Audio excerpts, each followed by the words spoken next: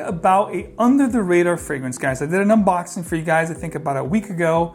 I did some voting. I posted something on the community here on YouTube, and you guys voted. Many of you said, please, I want to see a full review, and I wanted to do a full review anyway because I was blown away by the first sniff. But we'll just leave it at that. If you want to learn all about the new Salvatore Ferragamo Oud pour Homme, be sure to stay tuned because the review's up next.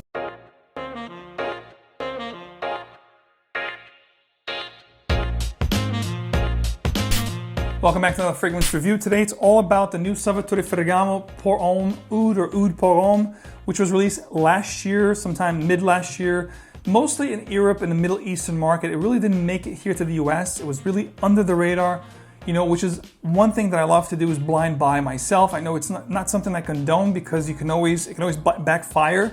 But this was a great surprise that I did with my first unboxing and first impressions. I have the dry down here on a piece of paper. But before we get into the scent itself, let's talk about the presentation. It's really, really nice. You have this golden / copper, embellishments here in this black box, which has also some nice, cool tribal / flowers. I don't know if you can capture that on camera or not, but it's a really well-made box, really nice, bottle as well. I love the contour here, which is really cool. It's got this nice, twist and turn shape. Salvatore Ferragamo at the top, also embossed on the glass itself. The cap is heavy plastic. It's not metal. It's not magnetic. The sprayers are actually pretty good. You get a nice distribution and the scent. We'll even talk about the scent very soon. The great thing about this, of course, it was maybe an exclusive to the Middle Eastern market. It's an oud fragrance, if you will. Didn't quite make stores here. Salvatore Ferragamo, it's not really a brand that normal or regular general stores do carry, but man, it smells so good. I can't wait to talk about the scent with you guys. You can actually find this at FRAGRANCEBUY.CA for heavily discounted. I think the retail for this was about $150, $130 MSRP, but you can find this fragrance for about less than $50 right now. They still have it in stock by the time I'm filming this. I don't know in the next couple days if it's still going to be available, but right now, as of the time I'm shooting this, which is early November, this is still available at the website for under 50 bucks. So I'll have the link below if you guys want to check it out. There's also a sale going on right now at FRAGRANCEBUY commemorating their anniversary sale. I don't know by the time I'm actually posting this video if the sale is still going to be up, but enough of that. Let's get into the scent itself. So let's talk about the scent itself. I have it on this test strip right here, the dry down. It is my scent of the day. I will do a quick spray here as always.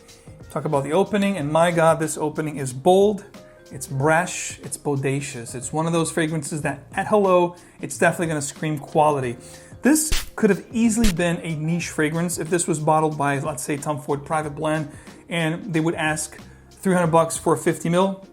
All of us would probably pay happily because this stuff is just amazing. It smells just so good. It starts off sweet and spicy, so you're gonna have a ton of spices going on here. There's definitely a booziness going on, which is like a cognac / rum kind of accord, which is really boozy, really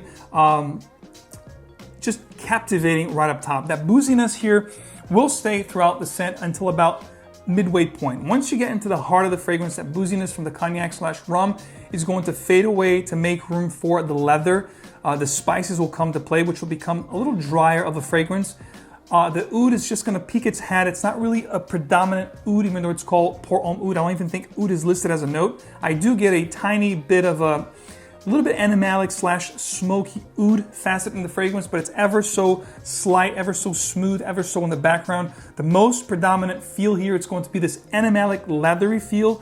If you guys are familiar with Bel Ami, the classic, incredible Hermès fragrance, Bel Ami, the original, this has very uncanny familiarity with that fragrance. So if you like fragrances of old, classic, traditional, timeless classics, you're gonna really enjoy this, especially with the modern twists and turns that they add here. I love the leather here. I love the booziness, the cognac, the rum, the spices, and the tobacco. There's also a really, really nice tobacco. I love tobacco, especially fall and winter. I think it's perfect for tobacco, and this is a gorgeous combination of leather, tobacco, and spices. When you get into like 35 minutes or so, right into the heart of the fragrance, it takes a little turn. It goes from the boozy sweetness that you get from the beginning into this dry leather, tobacco, spicy, woodsy kind of a dry down, which is really good in my opinion. This is what you get now from the heart, which is going to be what is going to stay throughout the remaining life of the fragrance, which is actually quite good. We'll get to performance in a second, but I love what I get from the beginning, and I love that transition from that boozy, sweet, creamy facet that turns into this dry, almost rough and tumble leather kind of a feel, dark, spicy, bold. You know, I think you need to like fragrances of oud that has that traditional, that timeless, beautiful leather facet that I love, which is almost animalic and kind of rough and not for everyone. But it also adds this nice creaminess, which is quite modern, almost like a honey accord with that tobacco, which gives the fragrance a nice modern feel. So don't think that this is going to be aged, because it has a perfect combination, perfect balance. Like I said before, this would have been a great niche release, and I have to tip my hat off to Salvatore Ferragamo for putting such quality. So in the heart, it's going to be mostly that spicy leather, dry facet that I get in this fragrance. As you get to the dry down, about 40 minutes into the fragrance, this is where it's going to be magical, because on top of the leather and top of the spices, a little bit of an oud that I get. The leather will be enhanced by two things. Benzoin, which you guys know, benzoin has this vanillic kind of a vibe, which is also a little bit resinous and very creamy, and also has a guaiac wood presence that adds this nice suppleness, this nice soothing and smooth, you know, round to the fragrance. So it really dries down incredible. You're gonna have the leather, the tobacco with a little bit of hint of the oud that I talked about, the spices. It is rather dry, but you do have the smooth, creamy component added by the benzoin and the guaiac wood. So all in all, a great fragrance from beginning to end, just very enjoyable, great for the seasons we have going right now.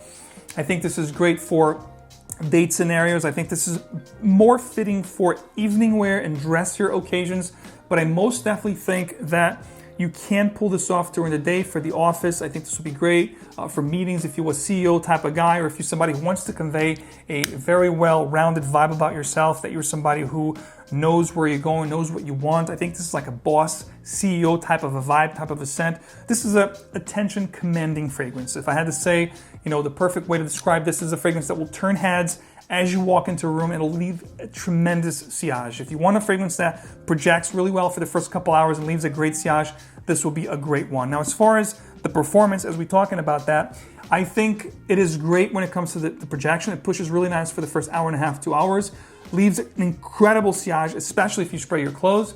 But as far as the longevity itself on skin, I get about 7 to 8 hours at the most.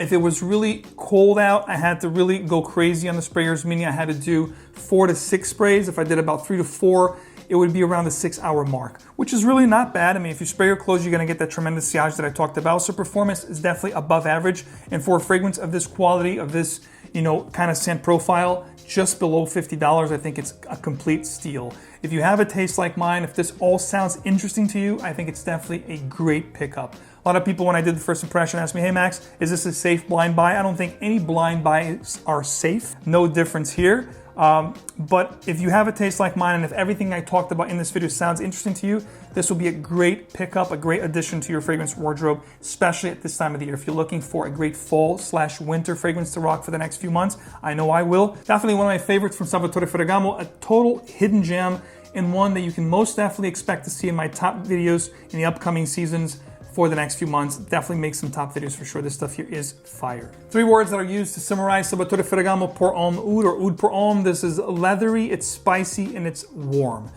So if you like those kind of fragrances, this is definitely a must try. So my final assessment for Salvatore Ferragamo Oud Pour Homme, this is a great release from 2019/2020.